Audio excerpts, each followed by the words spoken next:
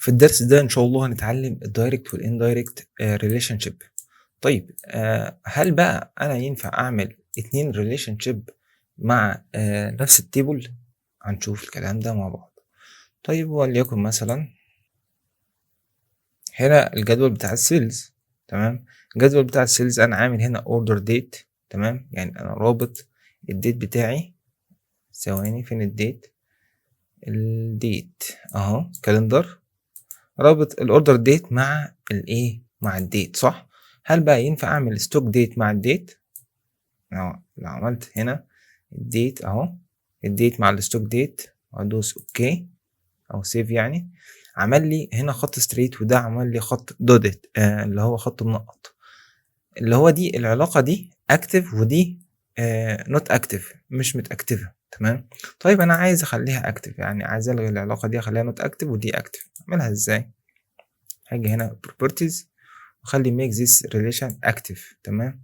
بيقول لي ما ينفعش علشان في أصلا relationship هنا active. طيب هنيجي عند relation دي ونخليها inactive، تمام، وندوس save، يبقى دي inactive ودي نخليها إيه، active.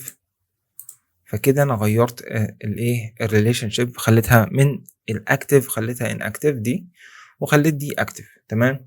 فأنا ممكن أعمل 2 relationships ما بين جدولين، ولكن طبعًا باخلّي واحدة active وواحدة التانية inactive.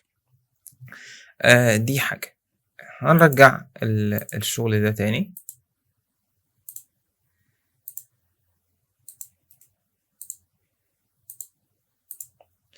وعايزين نفهم الconcept بتاع الfilter، تمام. الfilter flow، يعني أنا إيه السهم ده؟ يعني في سهم نازل من فوق، هي مش عشان هي فوق ودي تحت، لأ، يعني فكرة بس في حاجة، بيقول لك السهم ده طالع من ده وداخل لده. يعني إيه؟ يعني أنا لو فلترت هو دلوقتي مثلًا خلّينا مثلًا في حاجة زي إيه مثلًا، زي الproduct، تمام. آدي الproduct أهو، طالع هنا الproduct key جاي من هنا وداخل في الsales.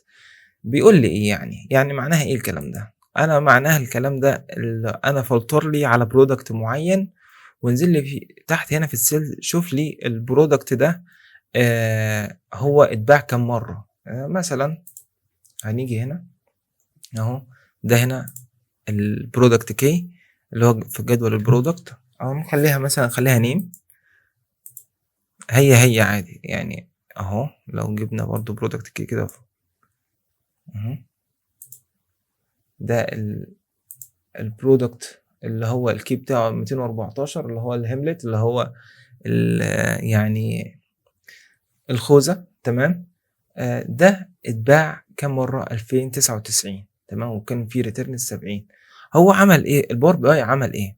الpower BI عمل filter لل product، تمام، اللي هو رقم 214، وشاف في الsales جدول الsales هو اتباع كام مرّة، تمام. فهو دي ميزة الإيه، الfilter أو السهم ده، هو بيفلتر على الproduct، هنا اسم الproduct، وبيشوف هو اتباع كام مرّة، كان الorder date إمتى، كان الcustomer key كان مين، كان بيعرف كل حاجة، الterritory key برضه كان بيعرف كل حاجة عن الproduct.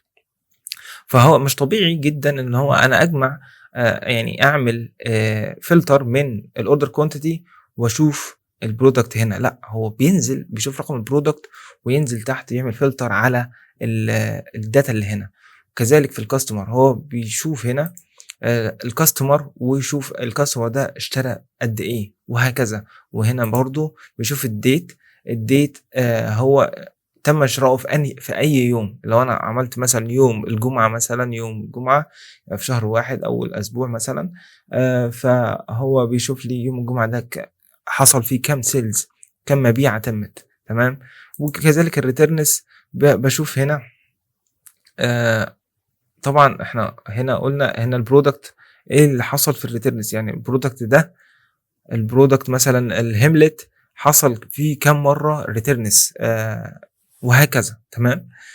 فهو عرفنا إحنا إن الfilter ده لمّا بييجي من فوق لتحت هو بيفلتر على الحاجة اللي فوق، وإيه once إيه أنت بتدخّلها هنا بيفلتر على الحاجة إيه، يعني بيجيب الحاجة اللي فوق ويفلترها في الحاجة اللي تحت كده، تمام. عشان كده عرفنا السهم ده جاي من فوق لتحت، تمام. فأنت إنك تفهم الحتّة دي وتفهم الconcept ده هيسهّل عليك جدًا وهيخلّي الdata صحيحة وتعرف إيه المشكلة، وتخش هنا على الdata model وتفهم كل حاجة، تعرف مين بيفلتر في مين، ومين داخل فين، وتعرف تربيط الdata ده. فتربيط الdata ده مهم جدًا وهيسهّل عليك الdata. فده أهم جزء في الcourse.